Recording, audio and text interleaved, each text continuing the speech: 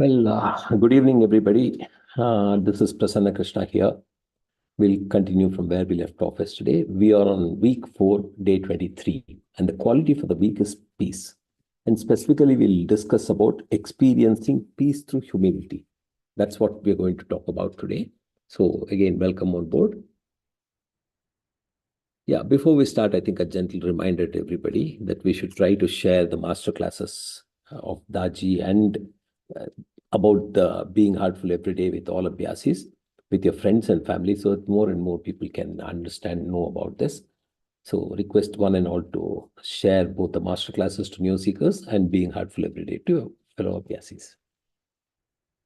Yeah, we move on to the next stage, which is the inspirational reading. Okay, yesterday we spoke about how revenge is has become such a natural thing as far as lives are concerned, because the Master has given many examples of Charlie and the Chocolate Factory, where somebody who is good is rewarded, somebody who is bad is not rewarded, punished, and etc. So there's a concept of revenge has become very competitive, and people who without this aspect of revenge, are treated as people who are incompetent, etc. But Daji gives a very new perspective of the whole things and talks about how we need to be more accommodative and not worry about revenge. So we continue our reading from Cultivating Gratefulness, a More Evolved Response. We continue reading from here. Almost all philosophical and religious traditions encourage us to live in peace, to forgive those who hurt us, and to leave any retaliation to nature. But how is that possible if you're functioning from the level of the lower chakras, according to animalistic instincts, relying on the principles of competition? Until the heart chakra is awakened and mastered, bringing with it the possibility of humanity, compassion, love, generosity, and humility, it will not be possible to let go of a revengeful character. We can dream all we like for peace, community, and harmony, but we remain stuck in our current scenario, where revenge is probably the single biggest reason for acts of violence in the world today. The desire for revenge is triggered by anger that is caused by perceived wrongdoing. When we retaliate, we can be very direct and aggressive, or very subtle and underhand. People sometimes wait for years for revenge. Revenge creates an endless cycle of tension that can sometimes span generations and lifetimes. All of us, without exception, have probably reacted negatively when someone wrongs us. Similarly, when someone does something good to us, we usually respond favorably. Positive leads to positive, negative leads to negative. When love responds to love, it is not called revenge, but the response is no less a contributor in forming wheels and complexities that are revengeful, negative response. Any sort of response, be it positive or negative, will create complexities in a heart that form an impression in the field of a consciousness. These impressions harden into deep knots, energy known as samskaras, and the vibration of our samskaras attracts similar vibration towards us from outside, perpetuating the vicious cycle. Sages and philosophers generally agree that whatever happens to us is the result of thoughts and actions. Rarely does anyone suffer beyond this principle. So, how do we stop forming the seeds of these samskaras? The answer can be found in the realm of spirituality, which offers a very different approach. It gives us the tools to prevent the formation of newer samskaras and to remove those that have accumulated in the past. In fact, once we become conscious of how to prevent and remove samskaras, we can become the architects of our own fate. When we respond from an altogether different level, we can respond from an altogether different level. Until we have fully arrived at that level, however, the samskaras we have created by our past thoughts and actions remain impressed in the subtle body and are then washed off by undergoing their effects. The process is known as undergoing vogue, or undergoing karma. Through vibrational resonance, our samskaras attract circumstances and people towards us. They may cause us suffering, but at the same time, they also remove the samskaras and associated mental complexities. So, if we can perceive them as catalysts for our growth, we will naturally start to approach miseries with grateful attitude. It's not that we have to enjoy them, but in the words of David Stendhal Rast, even the worst things that have happened are even the worst things that have happened are life-giving. Out of a catastrophe, when you get where you are. When samskaras accumulate, they make a condition heavier, which leads to negativity, depression, and all manner of mental disturbances. Due to in-season thinking and activity, they add layers and layers of complexities and impurities. This is further reinforced by our decisions that we are the doers. As a rule, our soul wants to return to purity and simplicity, so it tries to relieve itself of these accumulated impurities and complexities. This triggers the process of bhog, with the resultant sufferings caused by others. Unfortunately, we misunderstand and we react immaturely on account of ignorance. Through vibrational resonance, our samskaras attract current circumstances and people towards us. They may cause us suffering, but at the same time, they also remove samskaras and the associated mental complexities. So if we can perceive them as catalysts for our growth, we will naturally start to approach miseries with a grateful attitude. Ravi, can you scroll up? When nature reacts and punishes someone, nobody calls it a revengeful act because nature has no mind. But when a person takes the matter into their own hands, then it becomes revengeful. The heart and mind are combined in the action. When we understand the concept of bhog, we no longer need to distinguish between sufferings inflicted by nature and those inflicted by people. Both types of sufferings can neutralize the samskaras and facilitate their release. Our transgressors are doing us a favor. It is just that we are not able to see this apparent paradox on account of our ignorance. If we retaliate, it's like attacking a doctor who's removing a thorn from your foot. It causes pain while it is being pulled out, but it brings necessary relief and we feel better. We will evolve in so many ways that when we start to trust the process and see our transgressors as helpers, then we'll feel grateful in the moment and at peace with Him. We'll be able to move to the next level where we accept our so-called enemies, and that means listening to them. That is the huge step forward. Together, we will be able to look at the challenges and issues and not at the person. This is the very basis of teamwork, of community, and overcoming prejudice at an individual and global level. Yeah, I think we'll stop now. Let's spend a couple of minutes on introspection and thinking about what we read so far, especially on the fact that nature or a person whom we think gives us miseries, troubles, and how do we treat it, etc. So let's spend a couple of minutes introspecting and thinking it's over. At 9 p.m., we'll start the universal prayer. So let's spend some time introspecting what we have read so far.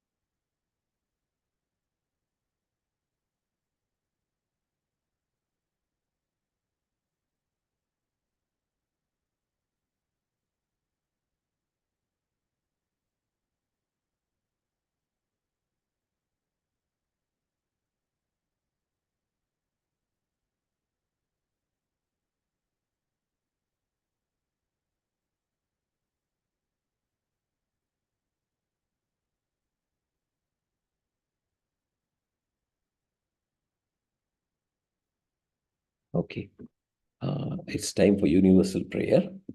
Let's look at what we do during the universal prayer.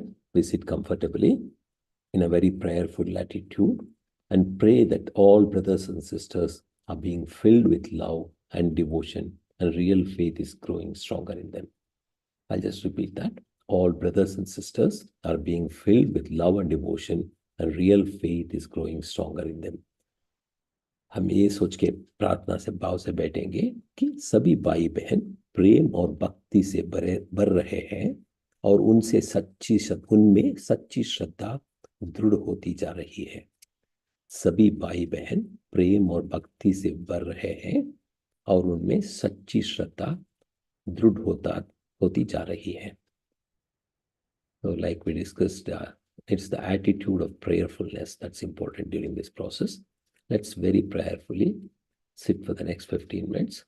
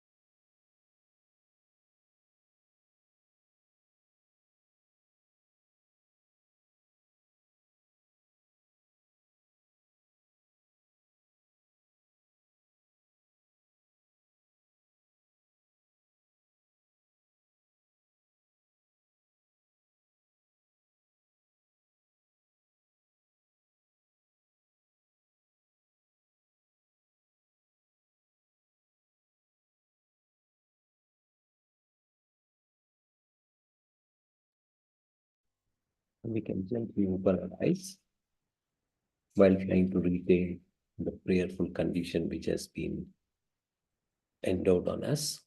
So let's try to prayerfully be in the same prayer, and we can open our eyes. Well, thank you all for attending.